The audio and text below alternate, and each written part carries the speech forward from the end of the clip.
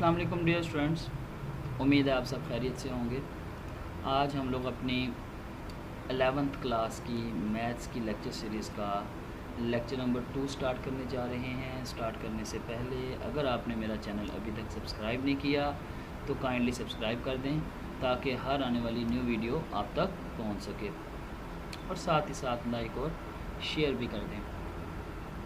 तो चलिए आइए हम लोग अपने आज के लेक्चर नंबर 2 की तरफ बढ़ते हैं, और जिसकी कंटेंट लिस्ट में आज सबसे पहला टॉपिक जो हमारा होगा वो टर्म्स ऑफ अ सीक्वेंस के ऊपर होगा। किसी भी सीक्वेंस की टर्म्स क्या होती हैं, इसकी डेफिनेशन भी देखेंगे और एग्जांपल भी देखेंगे। इसके बाद सेकंड टॉपिक हमारा होगा कि किसी भी सीक्वेंस की nth टर्म किसे कहते हैं, उसकी भी डेफिनेशन और एग्जांपल देखेंगे। उसके बाद एक नोट देखेंगे, इन्हीं चीज़ों से रिलेटेड एक नोट देखेंगे जो आपके लिए काफ़ी हेल्पफुल होगा। और एट द लास्ट हम लोग देखेंगे फाइनाइट और इनफाइनाइट सीक्वेंसेस क्या होती हैं, इसकी भी डेफिनेशन प्लस एग्जांपल देखेंगे। डियर स्टूडेंट्स, चलिए आइए अब हम लोग अपने फर्स्ट टॉपिक की तरफ बढ़ते हैं जो कि है terms of a sequence.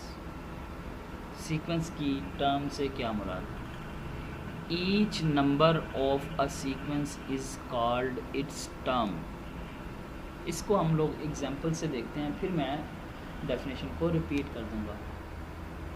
Dear students, if we have a sequence, अगर हमारे पास कोई भी एक सीक्वेंस है, जैसे ये मैंने आपके सामने डिस्प्ले की है 2 4 6 8 अप टू सो ऑन। तो 2 है ना, 2 को मैं फर्स्ट टर्म कहूँगा, 2 हमारे पास फर्स्ट टर्म होगी। 4 है, ये सेकंड टर्म आएगी क्योंकि ये सेकंड प्लेस पे है। फिर इसी तरह ही जो 6 है वो हमारे पास थर्ड टर्म आएगी। सिमिलरली इसी तरह ही 8 हमारे पास फोर्थ टर्म हो जाएगी, and up to so on. ये सीक्वेंस आगे चलती रहेगी, सीरीज़ नहीं सीक्वेंस। उम्मीद है कि आप लोगों को टर्म ऑफ अ सीक्वेंस के बारे में अंडरस्टैंडिंग होगी। अब हम लोग अपने नेक्स्ट टॉपिक की तरफ बढ़ते हैं जिसका नाम है nth टर्म। डियर स्टूडेंट्स, याद रखिएगा nth टर्म का एक सेकंड नेम भी होता है, वो है जर्नल टर्म। nth टर्म और जनरल टर्म से मतलब ये है कि ऐसी मशीन, एक ऐसा फार्मूला जिससे हम कोई भी सीक्वेंस बना सकते हैं। पूरी की पूरी सीक्वेंस बनाना चाहें बना लें, सीक्वेंस की कोई भी टर्म बना लें, कोई 10वीं टर्म बना लें, 11वीं बना लें, 12वीं बना लें। मतलब हमारे पास एक जर्नल फार्मूला, जर्नल मशीन आ गई हमारे पास, जिसके ज़रिए से हम लोग अपनी सीक्वेंस की कोई भी टर्म जनरेट कर सकते हैं, पूरी सीक्वेंस भी जनरेट कर सकते हैं। तो डेफिनेशन देखते हैं, फिर इसके एग्जांपल के ऊपर बात करेंगे। डियर स्टूडेंट्स, कि अ टर्म फ्रॉम विच, ये टर्म से मुराद ये है यहाँ पे कोई ना कोई मशीन, कोई ना कोई, जैसे किसी भी पुर्जे को बनाने के लिए कोई डाई होती है ना, वो कोई एक डाई, कोई एक machine. A term from which all terms of the sequence can be obtained is called nth term and journal term. nth term को हम लोग journal term भी कहते हैं of a sequence, of the sequence. तो चलिए आइए हम लोग इसकी एग्जांपल देखते हैं, तो फिर हमें ये चीज़ और भी क्लियर हो जाएगी। जैसे मेरे पास एक सीक्वेंस है, let we have a sequence -1 1 3 5 and up to so on. अब डिस्टेंस देखते हैं कि ये सीक्वेंस कौन सी है, -1 1 3 एंड 5, ये जनरेट कैसे हुई, इसके पीछे कौन सा फार्मूला लगा हुआ है जो इसकी टर्म्स को जनरेट कर रहा है। तो ये आपके सामने मैंने एक फार्मूला लिखा है, an is equal to 2n - 3। ये इस सीक्वेंस की क्या है, जर्नल टर्म है, nth टर्म है। मतलब एक मशीन है, एक फार्मूला है जिसकी मदद से हमने ये पूरी सीक्वेंस ड्राइव किया, ऑब्टेन किया। कैसे? How it is possible?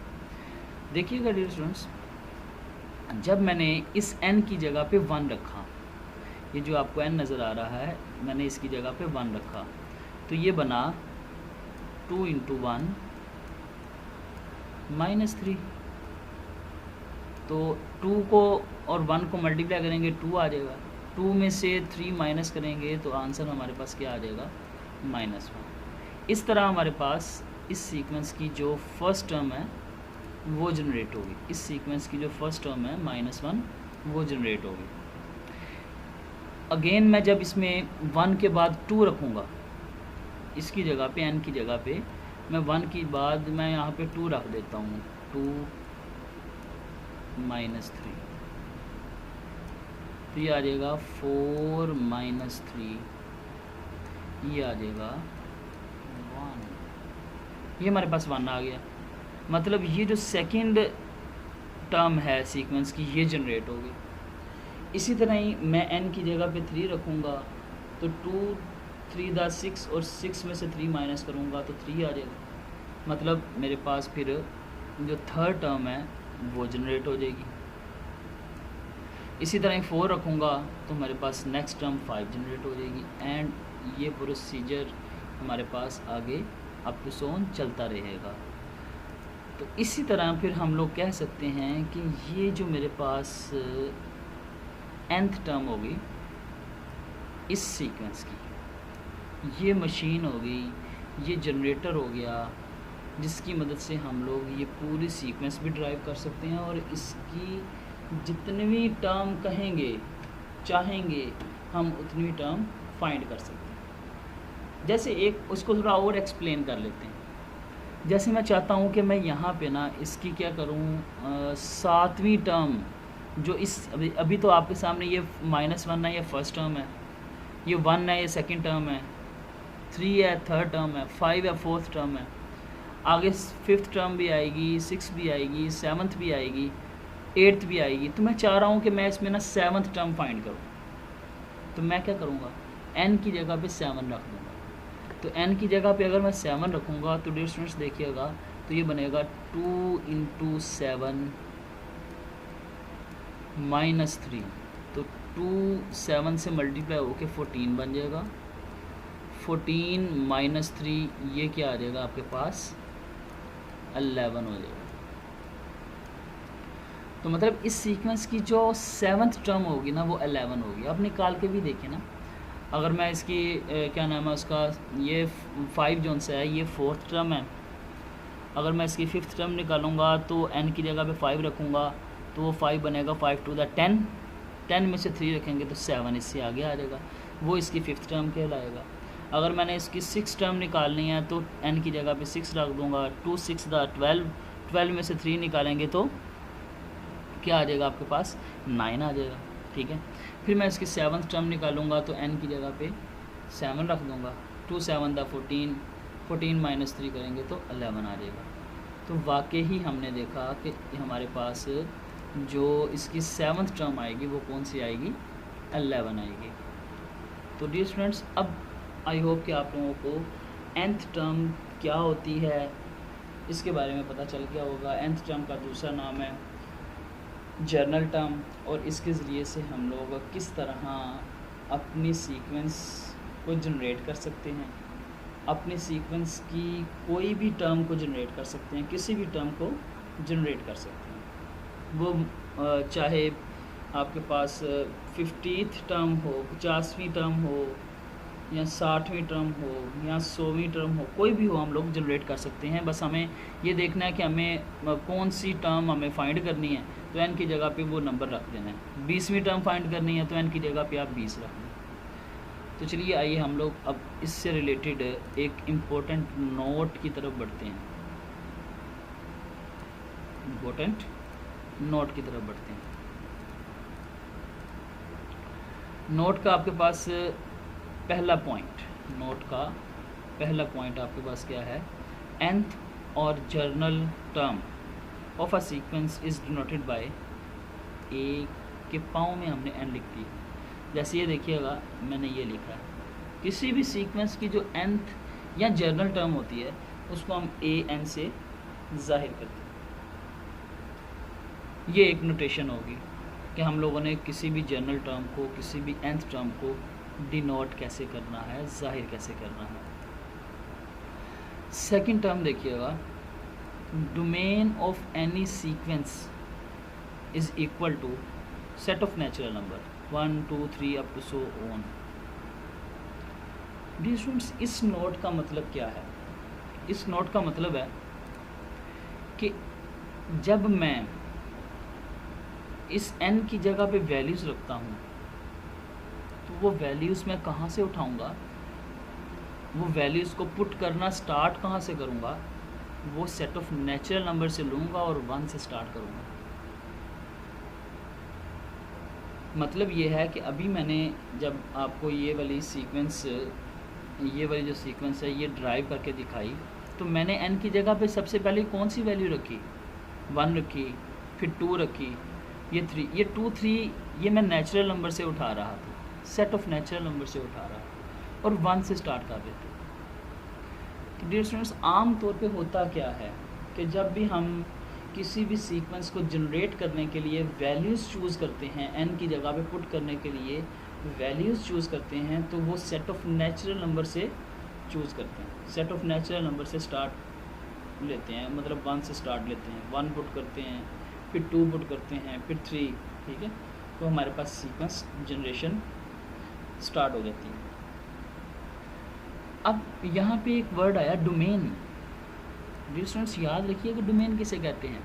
Domain कहते हैं कि हम लोग जो वैल्यूज़ पुट कर सकते हैं, जैसे मैं n की जगह पे 1 रख रहा हूँ, 2 रख रहा हूँ, 3, मतलब जो नंबर्स हम पुट करते हैं ना वो डोमेन होती है, और जो हमें रिज़ल्ट में आंसर मिलता है वो हमारी रेंज होती है। जैसे मैं इधर n की जगह पे 1 रखता हूँ तो मुझे इधर से क्या मिल जाता है? -1। तो n की जगह पे 1 रखना, ये 1 क्या है मेरे पास? What is 1? 1 is domain, and what is this -1? It is range. जो मैं पुट करता हूँ, जो हम लोग पुट करते हैं, वो क्या कहलाता है? वो डोमेन कहलाती है, और जो हमें रिज़ल्ट में मिलता है वो क्या कहलाता है? वो रेंज कहलाती है। तो हम लोग किसी भी सीक्वेंस को जनरेट करने के लिए नेचुरल नंबर्स का सहारा लेते हैं। 1 से स्टार्ट करते हैं, 1 के बाद 2, फिर 3, फिर 4 अप टू सो ऑन। और कभी कभी ऐसा होता है कि हम नेचुरल नंबर की बजाय होल नंबर्स जो 0 से स्टार्ट होते हैं उसका भी सहारा लेते हैं। जैसे फ़र्ज़ कर लें, अगर मैं क्या कहूँ कि -1 से, इस सीक्वेंस की -1 से जो पहली टर्म है, -1 से पहले क्या आएगा? क्योंकि किसी भी सीक्वेंस का जो स्टार्टिंग पॉइंट है वो दिया भी हो सकता है, नहीं भी दिया हो सकता। अगर जैसे -1 है दिया हुआ है, मैं अगर इससे पहली टर्म निकालना चाहूँगा तो मैं इस n की जगह पे 0 रख दूँगा, क्योंकि 1 रखने से तो मेरे पास -1 आया था ना। 0 रखूँगा तो ये 2 0 दा 0 और -3, मतलब -1 से जो पहली टर्म आती है वो -3 होगी। तो मेरी जो अमूमन डोमेन होती है पुट करने के लिए n की जगह पे वैल्यूज़, वो नेचुरल नंबर्स होती हैं, और बाज़-औक़ात मैं क्या करता हूँ, 0 से भी स्टार्ट कर देता हूँ, बाज़-औक़ात 0 से भी स्टार्ट कर देता हूँ। तो ये थी डियर स्टूडेंट्स हमारे पास डोमेन और रेंज का कॉन्सेप्ट, और nth एंड जनरल टर्म से हम लोग सीक्वेंस कैसे जनरेट कर सकते हैं, इसकी एग्जांपल। अब हम लोग अपने अगले टॉपिक की तरफ बढ़ते हैं। फाइनाइट सीक्वेंस किसे कहते हैं? फाइनाइट सीक्वेंस, डियर स्टूडेंट्स याद रखिएगा, ऐसी सीक्वेंस जिसकी लास्ट टर्म आपके पास हो, ऐसी सीक्वेंस जिसकी लास्ट टर्म आपके पास हो, उसे हम लोग क्या कहते हैं? फाइनाइट सीक्वेंस कहते हैं। फाइनाइट का मतलब है कि कोई चीज़ स्टार्ट हुई, उसने आगे जाके कहीं ना कहीं रुकना है, उसने आगे जाके कहीं ना कहीं रुकना है, तो उसे हम लोग क्या कहेंगे? वो फाइनाइट सीक्वेंस है। एग्जांपल देखिएगा, 1 2 3 अप टू सो ऑन, ये 10 पे जाके रुक गई, ये सीक्वेंस स्टार्ट हुई 1 2 3 अप टू सो ऑन, 10 पे जाके ये रुक गई। अच्छा डियर स्टूडेंट्स, एक बात आप और से देखिएगा कि मैं जब पहले सीक्वेंस की, जैसे मैं इससे पहले ही बात करूँ, ये एक सीक्वेंस है, मैंने यहाँ पे 3 डॉट्स लगाए हैं। इन 3 डॉट्स का एक नाम होता है, इन्हें मैथमेटिक्स में कहते हैं एलिप्सिस, और इनका मीनिंग होता है 3 डॉट्स का अलग मीनिंग है और 4 डॉट्स का अलग मीनिंग है। अगर 3 डॉट्स आपके पास आ जाए तो डियर स्टूडेंट्स याद रखिएगा 3 डॉट्स का मतलब है कि वो सीक्वेंस नहीं रुक रही, वो आगे चलती जा रही है, इनफाइनाइट है, स्टॉप नहीं हो रही, उसकी ब्रेक नहीं लग रही।